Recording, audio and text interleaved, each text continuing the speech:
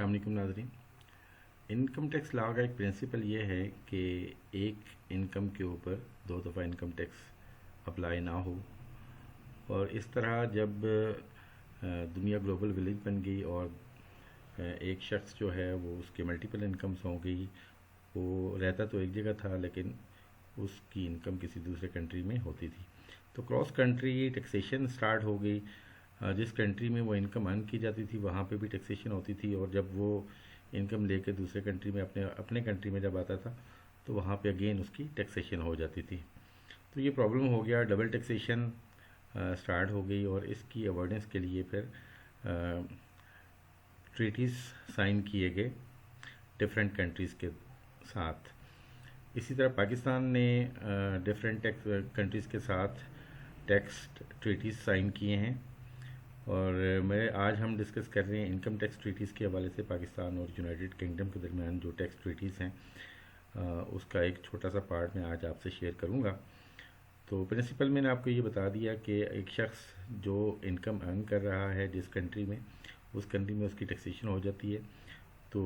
Principally اس کی وہی income جو ہے وہ اس کے کنٹری آف ریزیڈنس میں ٹیکس دوبارہ نہیں ہونی چاہیے. تو اس حوالے سے مختلف کنٹریز کے درمیان انکم ٹیکس ٹریٹیز ہوئے for avoidance of double taxation. تو آج ہم ڈسکس کریں گے پاکستان اور یونائٹڈ کنگڈم کے درمیان جو انکم ٹیکس ٹریٹیز ہوئے ہیں اس میں بزنس انکم کی ٹریٹمنٹ کیا ہے. تو میرے ساتھ اسٹے کیجیے گا. اگر آپ میرے چینل پر نئے ہیں تو سبسکرائب کر لیجیے گا اور اپنے ویلیوبل کمنٹس ضرور دیجیے گا. چلیے اسٹارٹ کرتے ہیں. یہ ٹریٹی نومبر 24 1986 میں سائن ہوا اور دسمبر 8 1987 میں انفورس ہوا، یعنی کہ اس کے بعد یہ امپلیمنٹ ہو گیا. پاکستان میں جولائی 1 1988 سے افیکٹو ہو گیا، اور یو کے میں اپریل 6 1988 میں یہ امپلیمنٹ کر دیا گیا. کارپوریشن ٹیکس جو تھا، یعنی کہ جو پہلے میں نے بات کی، انکم ٹیکس اور کیپٹل گین ٹیکس جو ہے وہ یو کے میں اپریل 6 1988 میں ہوا، اور کارپوریشن ٹیکس جو ہے وہ اپریل 1 1988 میں امپلیمنٹ ہو گیا. اس ٹریٹی میں ڈفرینٹ آرٹیکلس ہیں، آرٹیکل 1 2 3، اور آج ہم جو ڈسکس کرنے جا رہے ہیں which is called article number 7 and it is called business profits. Article 7 کی کلاز 1 یہ کہتی ہے کہ کسی بھی انٹرپرائز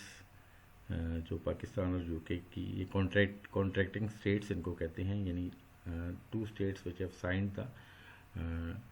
ٹریٹی. تو کسی بھی انٹرپرائز کا جو پروفٹ ہے وہ اسی اسٹیٹ میں ٹیکس ہوگا، انلیس کہ وہ انٹرپرائز جو ہے دوسرے کانٹریکٹنگ اسٹیٹ میں بھی کوئی بزنس کر رہی ہو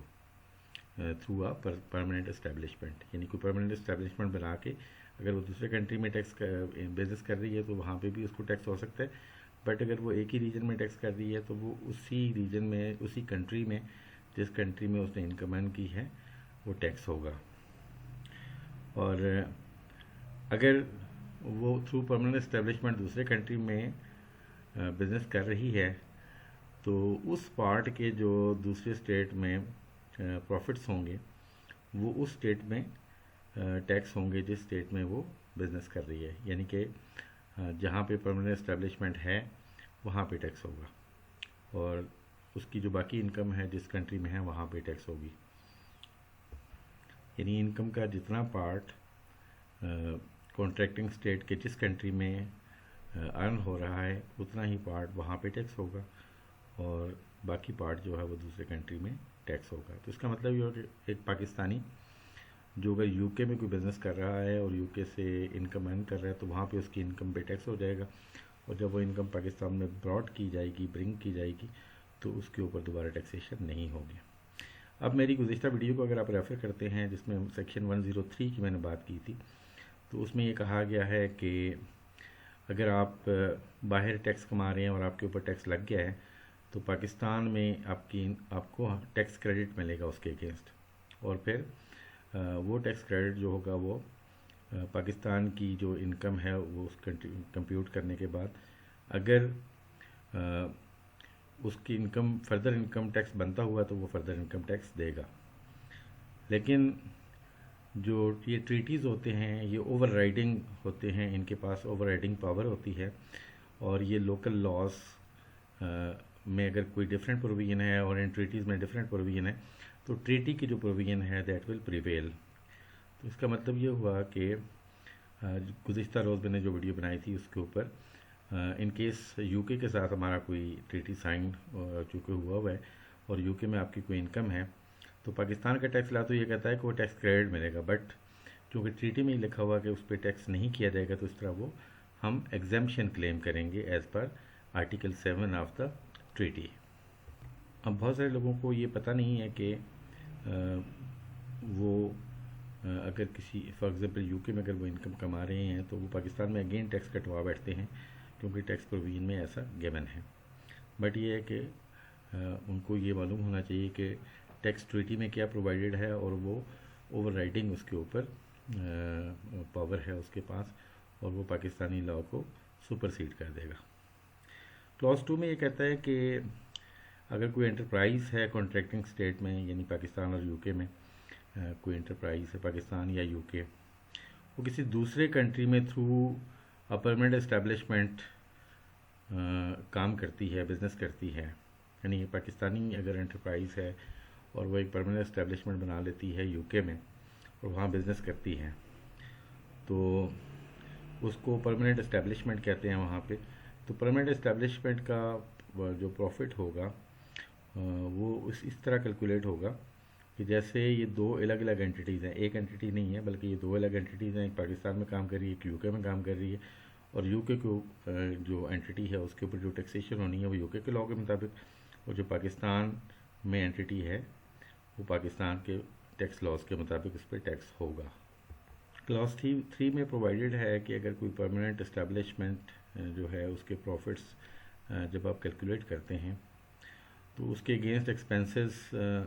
جو انکر ہوتے ہیں بزنس پرپزز کے لیے وہ الاؤ کیے جائیں گے ریزنیبلی, اور اس میں ایگزیکٹو اور جنرل ایڈمنسٹریٹو ایکسپینسز ہو سکتے ہیں جو کہ اس بزنس کو چلانے کے لیے ضروری ہیں, چاہے پرماننٹ اسٹیبلش جو ہے وہ اس جگہ پہ جہاں پہ سچویٹڈ ہے وہاں پہ ایکسپینسز ہو رہے ہوں یا کسی اور جگہ پہ ایکسپینسز ہو رہے ہوں تو ان کو الاؤ کیا جائے گا ایز ڈیڈکٹیبل فرام پروفٹس. لیکن اگر وہ جو پرماننٹ اسٹیبلشمنٹ ہے اگر ہیڈ آفس کو کوئی کاسٹ پے کرتی ہے تو اگر تو وہ ایکسپینسز کی ری امبرسمنٹ ہے تو اس کو الاؤ کیا جائے گا, ادروائز ایسے ایکسپینسز کو الاؤ نہیں کیا جائے گا. اس طرح ہیڈ آفس کو جو پیمنٹ کی جاتی ہیں in terms of royalties, fees یا سملر پیمنٹس یا پیٹنٹس یا رائٹس کے اگینسٹ کوئی پیمنٹس کی جاتی ہیں یا کوئی کمیشنز پے کیے جاتے ہیں, مینجمنٹ کی کوئی فیس وغیرہ ہیں اگر تو وہ چارج نہیں کی جا سکیں گی. صرف بینکنگ انٹرپرائزز کو یہ الاؤ ہوگا کہ وہ ایسی پیمنٹ کر سکے, یعنی کہ انٹرپرائز یا اس کی پرماننٹ اسٹیبلشمنٹ جو ہے وہ اپنے اپنے ایکسپینسز جو بزنس کے لیے انکر ہوئے ہیں وہ تو کلیم کر سکیں گی for the calculation of profits, لیکن وہ ایک دوسرے کو اس طرح کی فیس جو میں نے آپ کو پہلے کہا کہ رائلٹیز وغیرہ یا کسی اور طرح کی فیس ہے یا پیٹنٹس یا رائٹس وغیرہ کی وہ ایک دوسرے کو چارج نہیں کر سکتی اور اس کو ایکسپینس میں کلیم نہیں کر سکتی for the calculation of the profits. اسی طرح پرماننٹ اسٹیبلشمنٹ اگر کوئی گڈز یا مرچنڈائز پرچیز کرتی ہے تو وہ اپنے پروفٹ میں صرف پرچیز کی وجہ سے اس کو انکلوڈ نہیں کر سکتی. اسی طرح اگر انکم یا کیپٹل گین کیلکولیٹ جو آپ کا پروفٹ کیلکولیٹ کرتے ہوئے اگر کوئی انکم یا کیپٹل گین ایسا ہے جو کہ دوسرے آرٹیکلز میں ڈسکس کیا گیا ہے سیپریٹلی, اس کے مطابق اس کو ڈیل ہونا چاہیے, اور یہ اس صورت میں دوسرے آرٹیکلز کی جو پروویژنس ہیں وہ افیکٹ نہیں ہوں گی. تو کانٹریکٹنگ اسٹیٹس کے اندر جو لاز ہیں اس کے مطابق اگر پرماننٹ اسٹیبلشمنٹ کو جو پروفٹ ایٹریبیوٹ ہونا ہے اس کا کوئی میکینزم اگر گیون ہے یعنی کوئی بیسس گیون ہے تو یعنی ٹوٹل پروفٹ کس طرح انٹرپرائز میں اور اس کی جو پرمنٹ اسٹیبلشمنٹ ہے اس میں اپورشن ہوگا، تو وہ اس طرح کیا جا سکتا ہے. جو میتھڈ آف اپورشنمنٹ ہے وہ ایسا ہونا چاہیے کہ جو پرنسپلز ہیں اس آرٹیکل میں جو گیون ہیں وہ افیکٹ نہ ہوں. اور یہ میتھڈ آف اپورشنمنٹ جو ہیں ونس اگر اپلائی آپ کرتے ہیں تو یہ ایئر بائی ایئر جو ہے نا یہ اپلائی ہوتے رہنے چاہیے، یعنی کہ ہر سال اس کی بیسس کو چینج کیا جائے. تو یہ تھا آرٹیکل 7، اور اس کا جو مین کیری ہے وہ یہ ہے کہ جی ہم نے یہ دیکھا کہ جو